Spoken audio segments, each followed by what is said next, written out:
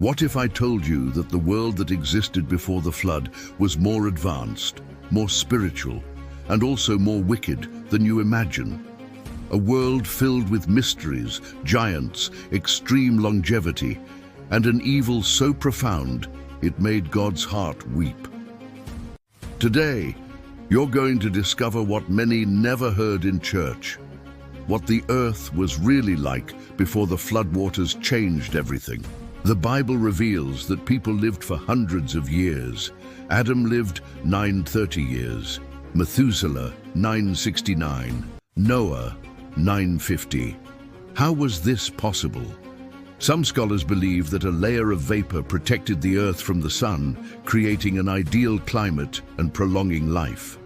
But there was something more. God spoke directly to human beings. There was contact between the divine and the human until sin contaminated creation. Stay until the end, because what you're about to learn could change the way you see history and your faith. Subscribe if you already feel this message is different. The antediluvian world was not only long in years, but also in evil. Genesis 6 says that every intent of the thoughts of man's heart was only evil continually. It was a corrupt, violent, disobedient generation, but also a fascinating one. The Bible mentions the sons of God who joined with the daughters of men, and from that union were born the Nephilim, powerful and feared giants. Who were these sons of God? Some believe they were fallen angels, others descendants of Seth. But the truth is that their presence marked a dark and supernatural period in human history. These were days when heaven and earth intertwined in ways we can barely imagine today. Like if this message reveals something you've never heard before, what comes next is even more shocking. God, seeing the corruption of humanity, made a decision that would shake all of creation. I will wipe the human race I have created from the face of the earth. But in the midst of such darkness, there was one man who found favor in the eyes of the Lord, Noah. While everyone mocked, he obeyed. For decades, he built a gigantic ark without ever seeing a single drop of rain. He was warned by faith, not by evidence. The ark wasn't just a physical refuge, it was a symbol of salvation. God didn't destroy without warning. He gave time, he gave signs.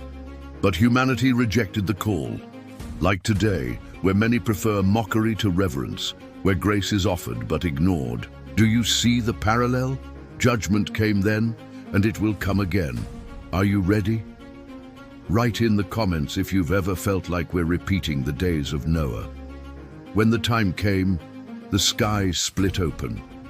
Rains never seen before began to fall, and the fountains of the deep burst forth from below. Water from above and from the depths.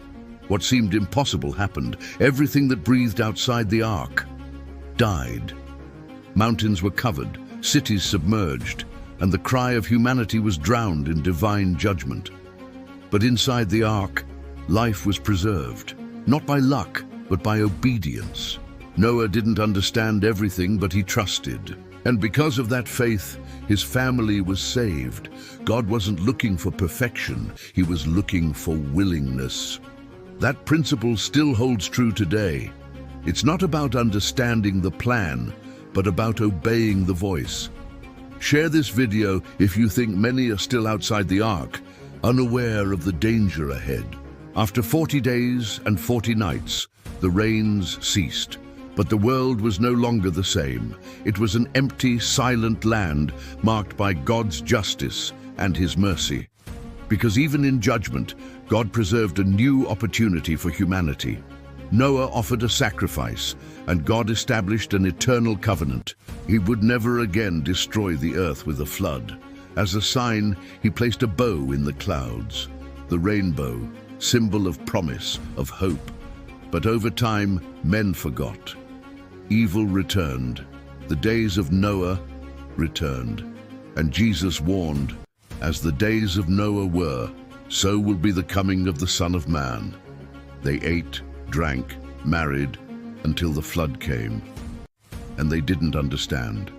Click like if you know we're living in similar times. History repeats itself, but this time, judgment will be by fire. The antediluvian world is not just ancient history, it is a prophetic mirror. It warns us, confronts us, and calls us to decide. God does not change. His justice remains perfect, and His mercy is still extended. But the day will come when the door of the ark will close again. This time not with wood but with fire, not with animals but with souls, not with a flood but with eternal judgment.